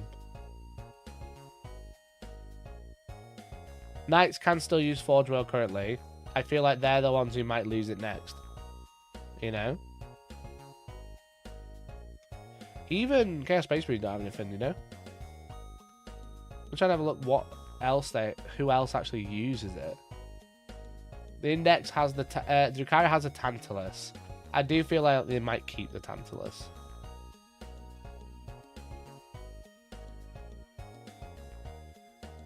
Grey Knights will definitely lose the Land Raider.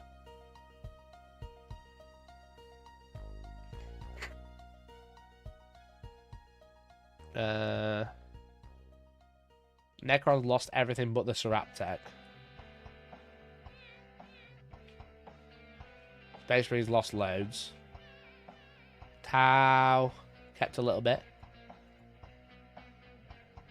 I think that's it. Tyranids lost loads as well, didn't they? Yeah, that's it. Imagine they remove the Sarastas rules when that Codex comes out after everyone just bought it in plastic. Yeah, I'd be so fucking annoyed. I'll be so annoyed if they do that. I've got fucking so many plastic ones now. Plastic Sarastas. I'll be so pissed. I'll be extremely, extremely mad. I think Knights will retain access to Sarastas, but lose access to likes of Styx, Megara, Porphyrion, and Asterius. Yeah, maybe. Maybe, but I feel like if they're going to gut it, they'll just get rid of everything, personally. I do feel like they'll just go, yeah, fuck it, off you go. we're doing it a bit now, so it may as well just get rid of it all, you know?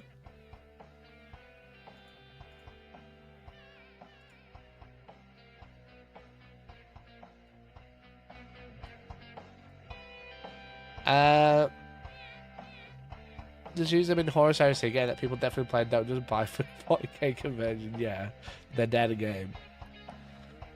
Quite literally dead. It's 7th edition. They got rid of it once. So yeah, so I like the look of the Codex Eldar anyway. If you got any questions about Aeldari, do let me know. I'll try and answer them. But I think the book is overall really good. I think it's really, really hype. I'm excited to give it a try. I've just been painting these Aspect Warriors for video, and then I was saying to Parasocial earlier, who have seen them, by the way. They've seen them all.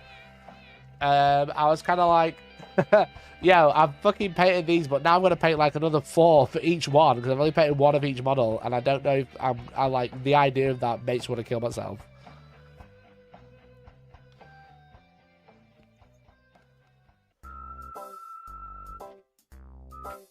Is the Wraith one any good? It's not bad. I think Wraithguard came out pretty lightly, to be honest.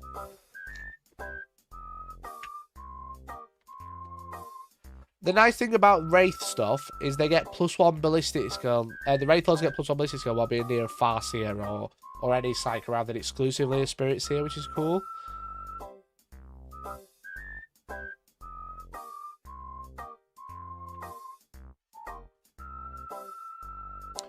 The Wraithguard detachment, Spirit Conclave, is each time as a Ynnari Psycho model from your army is destroyed, the enemy unit gains a Vengeful Dead token. Each time a Wraith construct from your army makes an attack against a unit with a Vengeful Dead, add 1 to the hit and add 1 to the wound roll. Which obviously when most stuff is like basic skill 4, it's pretty good.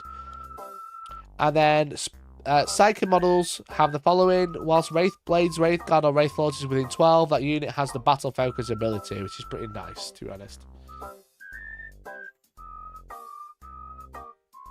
Oh. We play 4 to 5 games in my group with the Codex already. The army has a few strong once per game activations, but generally trades very poorly, and the cost of units is still extremely high. Yeah, that's why I said, like, the thing is with it is, if you put the shit in the wrong place at the wrong time, you're gonna lose it, because that's Eldar. That's always been the same. The thing is with it is you've got to be able to trade up, and then put that unit and get more value out of it than it's actually worth, you know? Like, 5 Howling Banshees is 90 points. You need to get in there and fucking kill something at more than 90 points and then tie something else up, you know, because they can. The Hemlock Wraith Fighter is busted in the Wraithseer detachment. Is it? The Hemlock Wraith Fighter. I don't think it is. I think the flyers are still shit. Well, enemy units within Nihilist model, subtract 1 from the Battle Shock and Leadership Testament. He's got D size, D6, hits on 4s, strength 12, minus 14 damage. I don't see it, bruv. I don't see it, bro. How many points is the Wraithfire as well?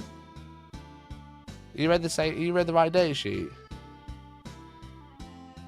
It's a flying psycho. Yeah, I guess so. They get +1 to hit a wound. Yeah.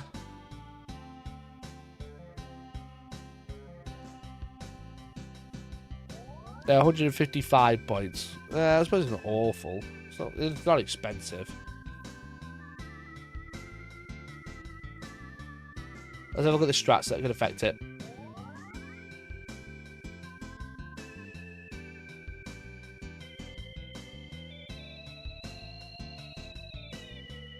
The nice thing about this book, which doesn't happen very often, is there's a fuck ton of detachments. And barring Armoured Warhouse, which isn't in the book, it's on the website, they all feel very playable.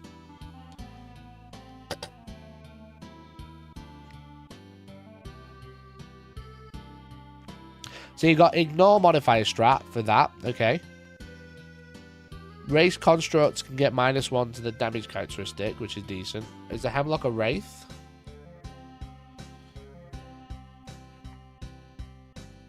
It's a Wraith Construct as well. Okay. Get -1 damage on it. That's pretty decent. Wraith Blades, Lord, or Wraith Knight get devastating wounds in the fight phase. Okay. Wraith Blades, Wraith Guard, Wraith Lord. And 1 unit for the army. 1 Psyker unit. It's a next command phase. Wraith Blades, Wraith Guard, Wraith Lord are considered to be within 12 inches of the Psyker. Okay.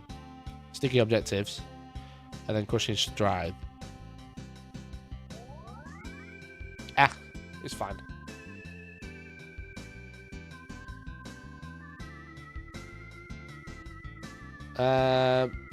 Detachments are mostly used in subset of units. Yeah, that's not necessarily a bad thing, though. That's not necessarily a bad thing. I missed the start of this. Are we getting day 0 points update again compared to what's in this book? Yep. Yep, there's a day 0 points update and an FAQ. The FAQ doesn't address the Ynnari transport problem, which I brought up at the start of the stream. But yeah, they sent me some points and they sent me an FAQ as well, which addresses a couple of things. The FAQ is not quite as crucial as the guard one that we had. The guard one changed quite a lot. That like completely changed how units worked. All it's done is add like Farseer can attach to Warlocks. Baharoth can only deep strike 6 inches in your turn, not in with rapid ingress. And then Warlock Skyrunners lose the character keyword. Warlock lose the character keyword, but they can still have a leader, which is quite fun. So yeah, and we have obviously the updated points as well, which have kind of gone through some certain units. But some haven't changed, like Fire Dragons. I'm surprised they're 100 points. If they went to like 120 or something, I think that'd probably be fine. But I think you're going to see people spamming Fire Dragons initially with Fuegan, because he just looks and sounds really strong on paper, you know. I don't think you need Fuegan, to be honest. I don't think you need him. But Fire Dragons look really good. Really, really good. Because I think the thing is with them is because they're just really cheap as well, so it's really easy to spam them. And you can take them in 10s if you really want to. If you really want to, you can drop them in 10s, which is quite funny.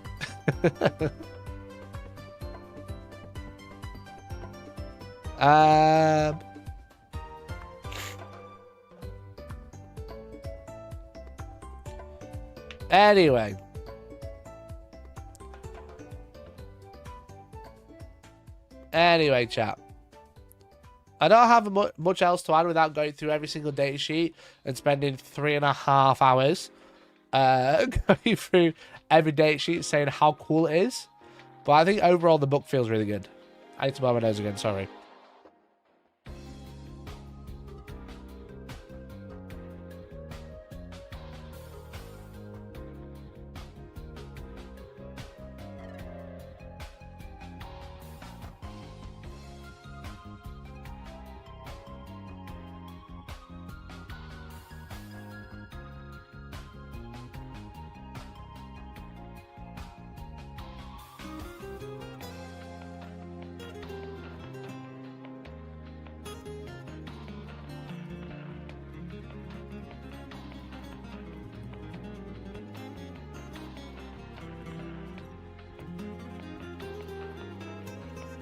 I'm back.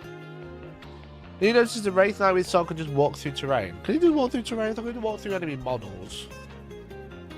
Each time this model makes a normal move or advance or fall back, it can move through models and terrain features. When doing so, you can move within engagement range of any model to kind of end that move. I did not know that it could walk through walls. Shiny Spears and Wraith Knights do not give two fucks about terrain in this game. Holy shit, they do not give two fucks about terrain.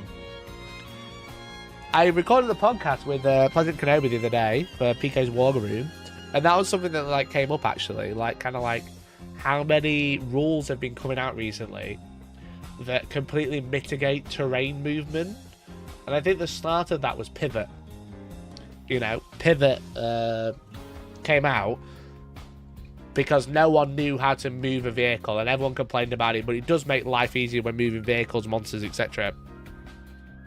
And then when I was on that podcast, like it's a full hour and a half, 2 hour video, so obviously I'm not like spoiling too much.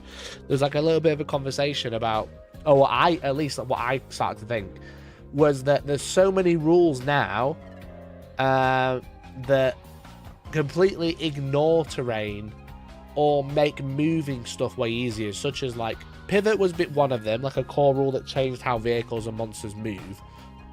But then there's also like Kool-Aid Man stratagems, like walking through terrain. There's knights that can walk through terrain but then become battle shocked. There's the Chaos Knight stratagem. There's the Solar Spearhead busting through terrain stratagem. There's the Chaos one. There's the Demon one, you know.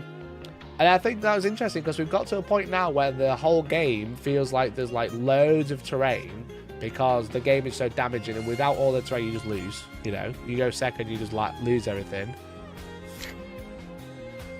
So then what we've seen is, rather than like fixing the problem of the game being too deadly and there's too much terrain, we've seen lots of like bandage fix of like Pivot, walk through walls, ignore models and terrain, etc. as like a general rule that's come in, which I think is like really interesting. You know, I like noticed it the other day and now I can't like get it out of my head.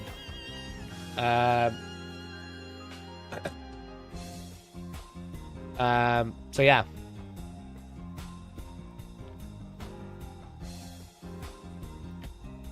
It just like triggered, it's something like twigged, and I was just like, huh, that's really weird that we've got loads of ignore terrain type stratagems all at once.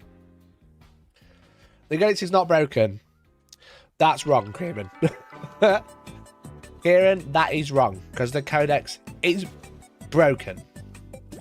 But I don't mean broken as in like unbalanced. I mean broken as in there's some stuff that doesn't work. So factually, you're incorrect. And I'm right. Well, yeah, Grotmus was one, but I think there was like telltale signs that we were moving that way anyway, like Pivot, like Knights getting their move through wall abilities. So, but yeah, I thought it was interesting. I thought it was interesting anyway. Anyway, chat, if you got no more questions about Aeldari, it's time to do the most important part of the show.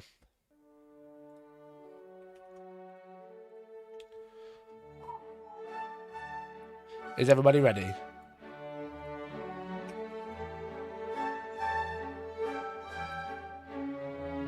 Okay. Okay. C9. No. Senate. Not in the word list. The N isn't in the middle. There's no E. Fuck. C. No I. Oh, there's no I.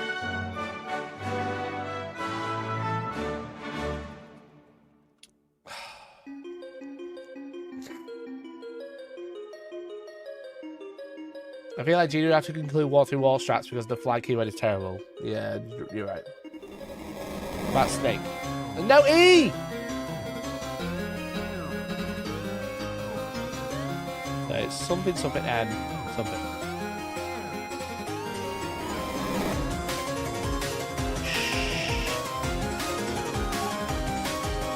Shot.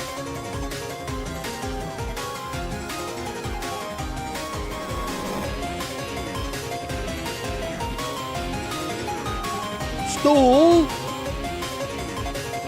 Stall! There's no end in stall!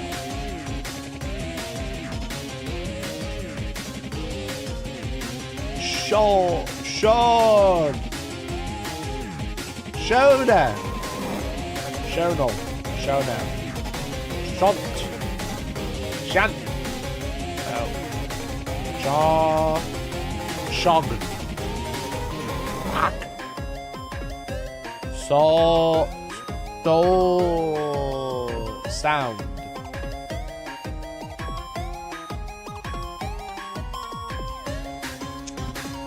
Fuck off. Shunned.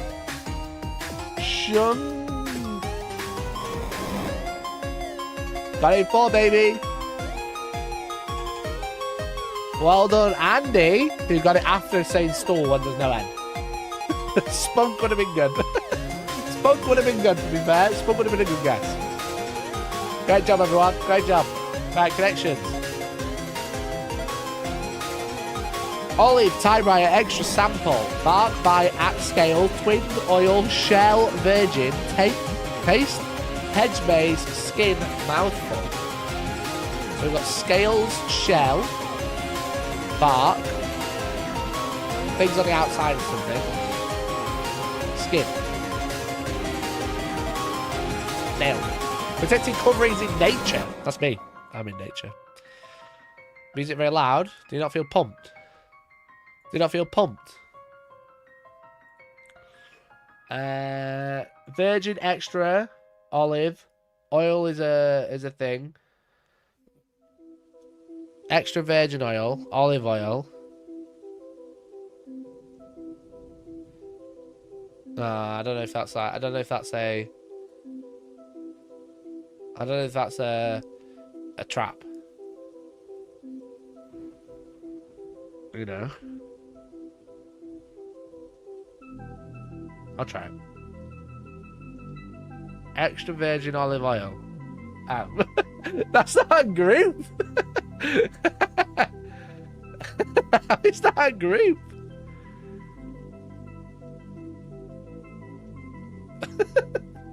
Taste, bite, sample, mouthful, small food. Chat, I fucking smashed it today. I feel like we smashed it. Twins, hedge maze, seeding the shining, axe, hedge maze, twins, and typewriter. That was fucking easy as shit today. That was easy as shit, bro. Not one wrong. Bruh.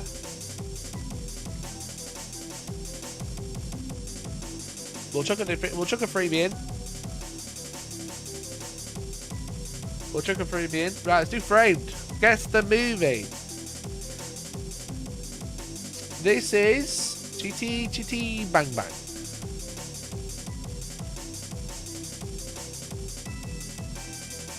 Fuck. This is some old as shit movie.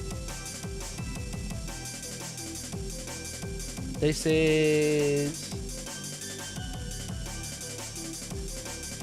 There's a guy to play. There's some horses.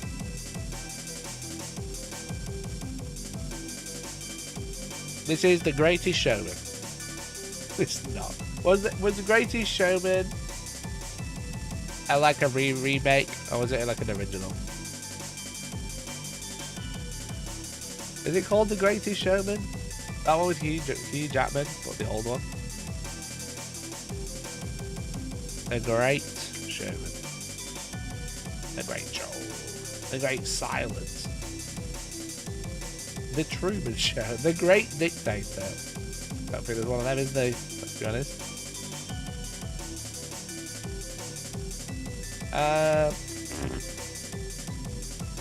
Oh my god.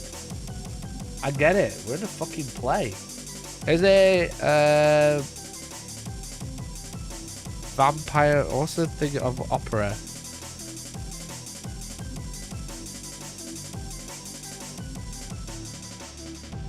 Phantom of the Opera, not Vampire of the Opera.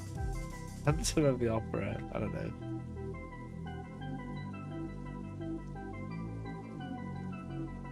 Did I get it? I got it! Yo! I got it. Phantom of the Opera. Nailed it. Nailed it. Right, here we go. 2010, 4.1 billion views. This has to be Gangnam Style.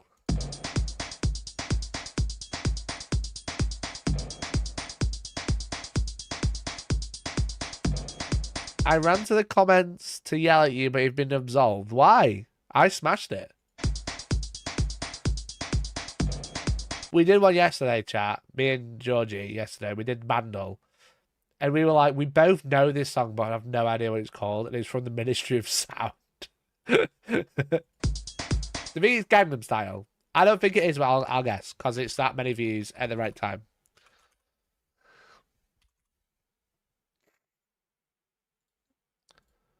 It's not.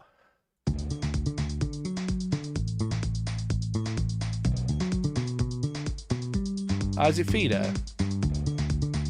No. Oh, it's that fucking Shakira one. Did down in Africa.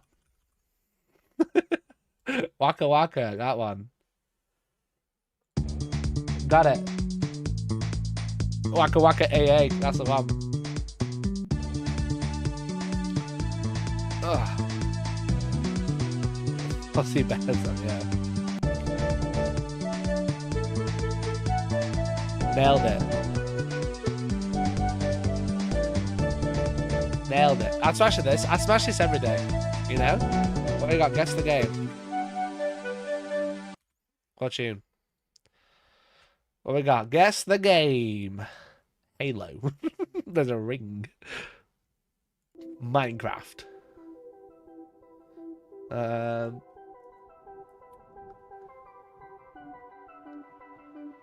Don't think there's quite enough information here.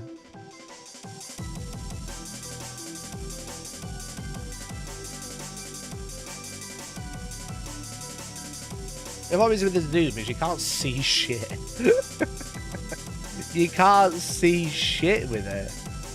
And it's Star Wars. Star Wars. Battlefront. Nope. Metacritic 87, and we're on a boat this time.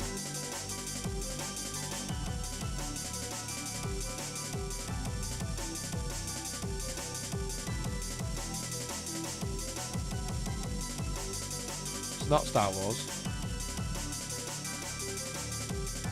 Is it Just Cause or something? Just Cause.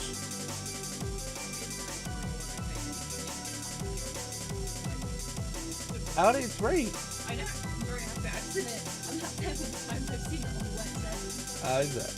So. I've only seen of it. I've never watched it. So, Oh my god, we Lord- were with the officer. Lord time, my ex-stepmother was obsessed with it. Oh my god. And she used to play it everywhere Yeah. in her Daewoo car. Do you remember that little car? She was like 6 foot something driving one of those around, singing Phantom of the Opera really badly. Yeah, so, same.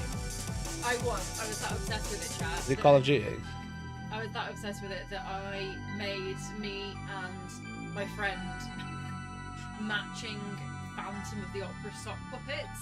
Oh. Are you sure you want to admit this online? I've admitted worse online. It's Call of Duty. It's Modern Warfare 2. This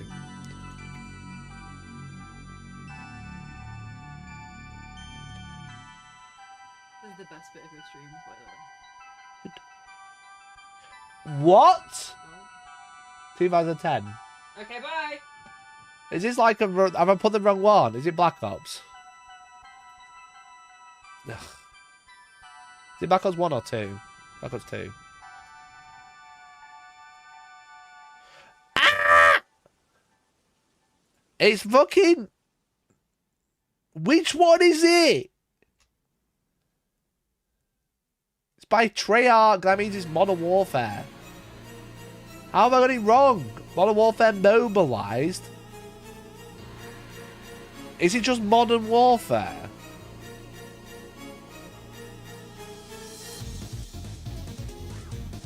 It's Black Ops.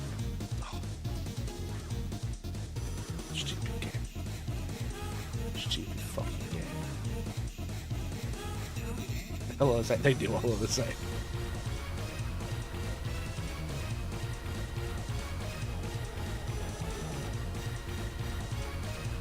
Stupid piece of shit game.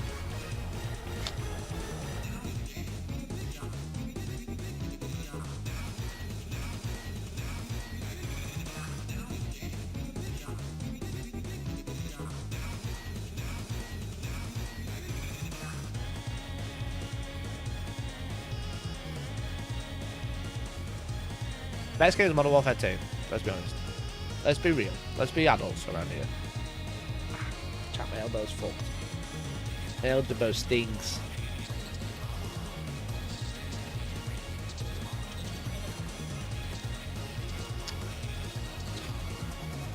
It's gonna be some fucking American shit. Can I get a good guess the logo game?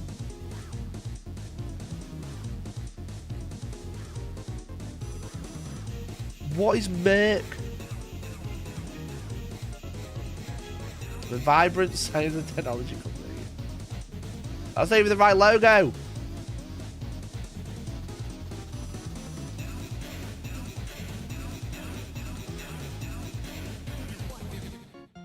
It's my company. Can I get a good guess the logo game, please? Fucking hell. Shit. Messenger. God, I hate that. I hate that. Fuck that. I hate that it's in my brain. I hate that it's there. I can't get rid of it. It's just there all the time. I was niggling away. God. Biopharmaceutical companies always be in the public consciousness. Yeah, exactly. Fucking shit. Guys, any other good daily games that aren't too hard? That aren't too difficult? I remember I tried doing Worldle and I was really bad at it.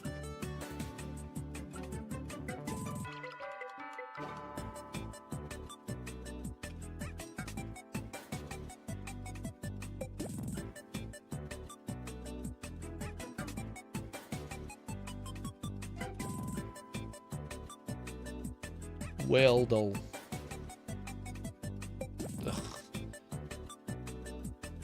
Oh, that wasn't Worldle I was playing, it was something else. Is that you have to connect the two? Okie dokie.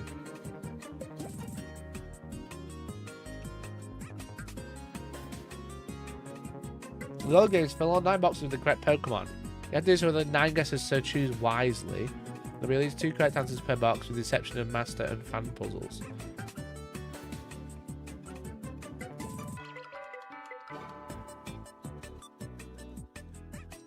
Okay. Fighting evolved by item.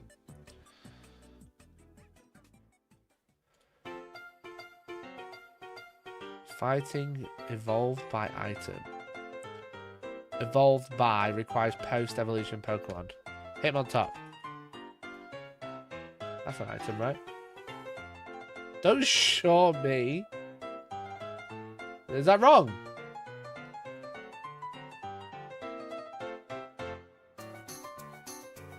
Was that wrong? Did I do bad? Mythical fighting Pokemon. Oh god, mythical fairy Pokemon. What does mythical mean? What does mythical mean? Is it not legendary and then that's it? Mythical fairy, mythical dark. Is that Darkrai?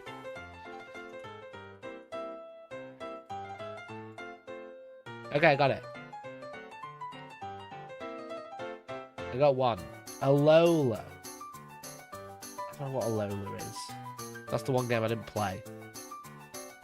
Legendary. Legendary is not mythical. Mythical means event only, right? Got this fucking song playing while I'm trying to do this. Evolve by item fairy. Dark. I'm trying to think of a dark type Pokemon that uses an item. I don't know fucking any Alola.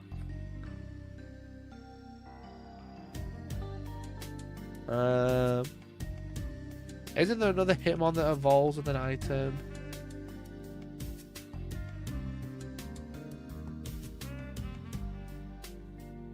Before this much chat, my knowledge runs out of Gen 4.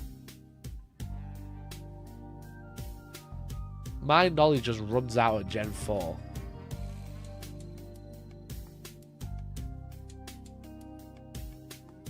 Hitmon his stats. Oh. Evolve my item dark. I feel like I should know this one.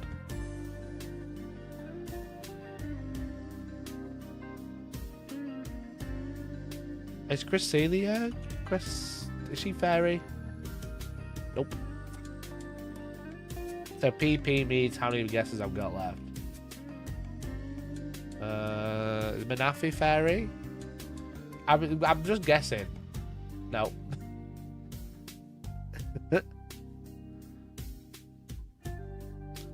Evolve my item. There's one I know. Machamp. He needs a belt, doesn't he? Gotta trade him. Let's fucking go. Let's fucking go. Fairy. I don't know Fairy.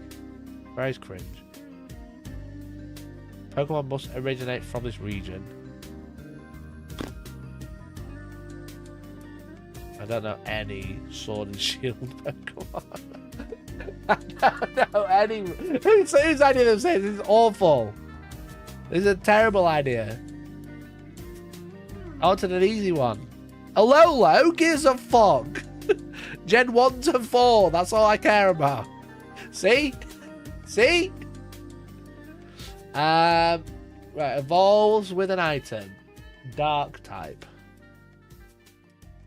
All I can think about is fucking... I can't even think about anything. Evolves an item dark type. Not Zarok. Who else is dark?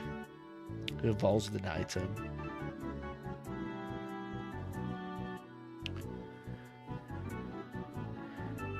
Maggie's not a Pokemon master. I don't like what you're saying. I don't like the words that come out of your mouth. I've just played Violet. I've literally just smashed through Violet. I have never played a Sword and Shield. I have Sword now. Are they fairy? Okay. A dark type. I can't think of any dark type that... Is Scizor dark type? No.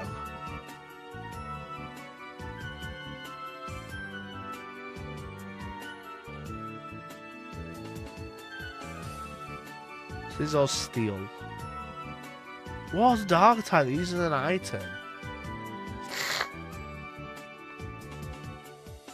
Umbreon? No, Umbreon is nighttime. You train during nighttime. Egg dude, probably that. Umbreon, you train. Is Umbreon an item now? Are you gonna tell me Umbreon's a fucking item? No, it's not. You train nighttime.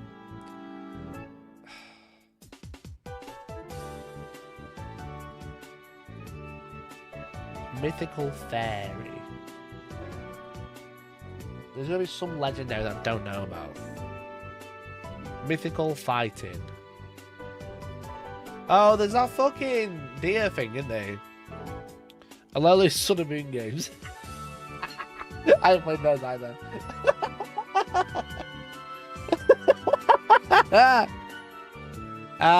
What's them deer things called in Black and White?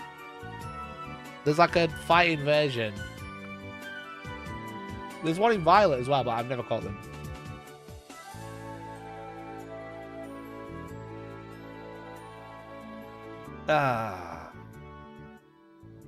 Dealing. Mythical deer, black and white. Can't type. Damn it. Can't believe it didn't call it straight away.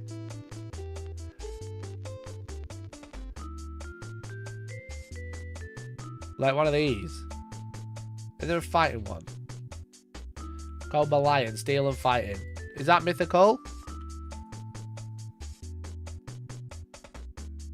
Oh, fuck. Okay, this is getting shit. Dark. Sneasel.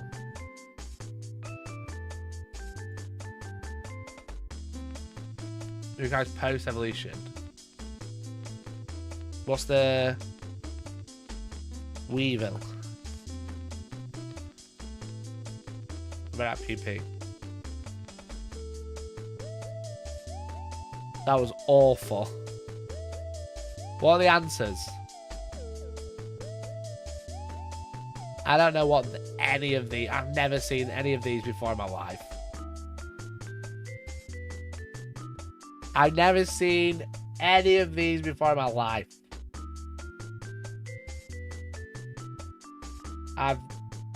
I've seen this one and that one. For a Lola, could I just put fucking a Vulpix?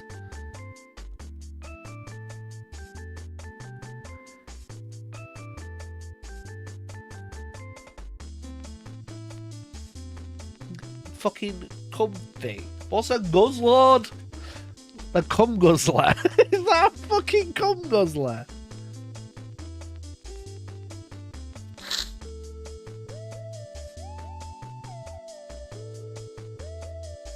Has to be a Lola Vulpix because it's ice. Oh, I suppose you gotta be a right type, bro. Fucking cum. I didn't realise you could type cum guzzler and get an answer. So these are all the different answers. Okay. Guzzlord is an Ultra beat from Sun and Moon, the bad ones. Yeah, I've not played Sun and Moon or Ultra Sun and Moon. And I've not played Sword and Shield. I played Violet the other week. I played Black and White, well, Black 2 a couple of weeks ago. Did you do yesterday's? Okay, it's puzzles. Still it.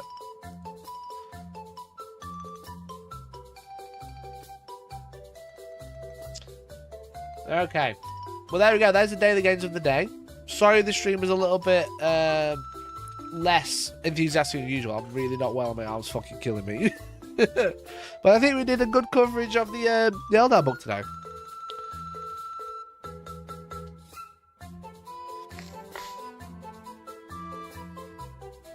Mod abuse? I don't think he was. I think he's right. I think you were called the Guzzlord. So yeah, sorry I'm a bit lethargic today. I've been really busy the past few days working on the studio, and then I fucked my elbow, and then I've been like fucking dying of cold.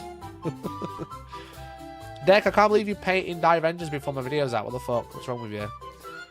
Should have waited for the video.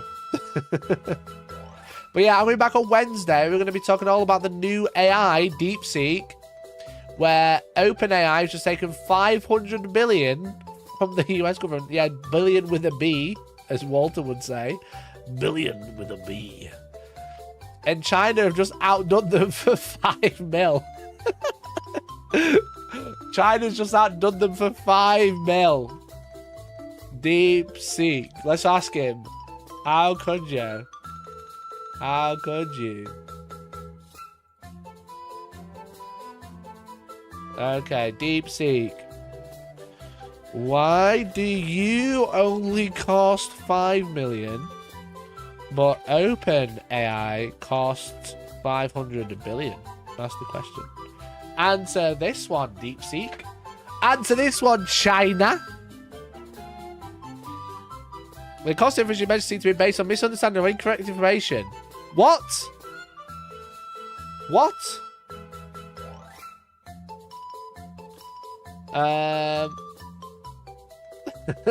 Development costs. OpenAI has invested heavily in research, scale and complexity, mission and funding. In summary, the cost difference reflect the scale, goals, and resources of the organization behind these models. OpenAI is focused on cutting-edge general-purpose AI naturally incurs high costs, while smaller models prioritize efficiency and affordability.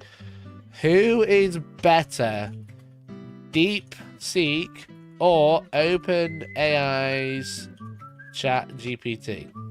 Answer this one, robot.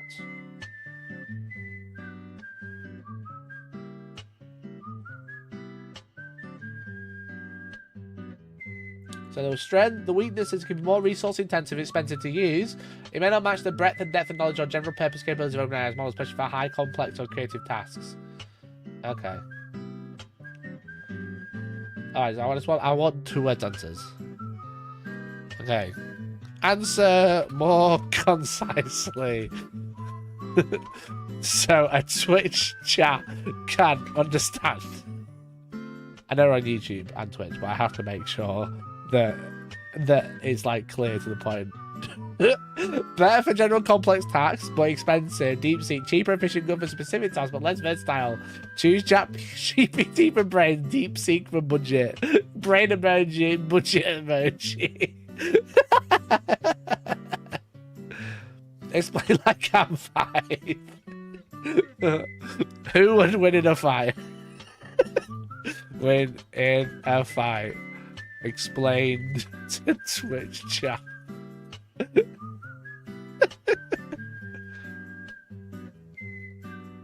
ChatGPT, big brain, lots of knowledge, but kind of slow and expensive. Fast, efficient, and scrappy, but not as powerful. In a fight, ChatGPT wins with brains and creativity, but DeepSeek might dodge and outliers them about speed and cost. I think it's all about DeepSeek, you know what I'm saying? Ask it about the famous picture of a man who stood in front of a tank. Andy, I knew that was going to come as soon as I brought this on screen. But also, you can't talk about Palestine on Twitter or Facebook or Instagram without getting blocked either. Alright, you can't talk about Palestine. It's the same. But yeah. Do you like pictures of tank with a man stood in front?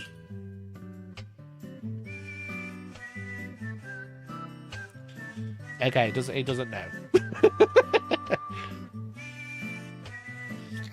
There was a picture with a man with shopping bags in front of a tank. And then it'll be like, no, you can't do that. I mean, peace versus war. Let's have a look. A man hold, but answer again, but to Twitch chat only. Yo, chat, imagine this dude with shopping bags just chilling in front of a tank. Bags versus shield. Big vibes of life goes on even in chaos. One guy versus the system. And peace meets war. What's the law? Drop your takes below. Chat, if I start talking like an AI, it's because I'm using DeepSeek, alright? Oh, fucking hell. Anyway, that's it for today, chat. So thanks for hanging out. I'm gonna go chill out for a little bit. I've hopefully got a couple of reels coming, and I've got the video with the Aspect Warriors coming soon. If you didn't see,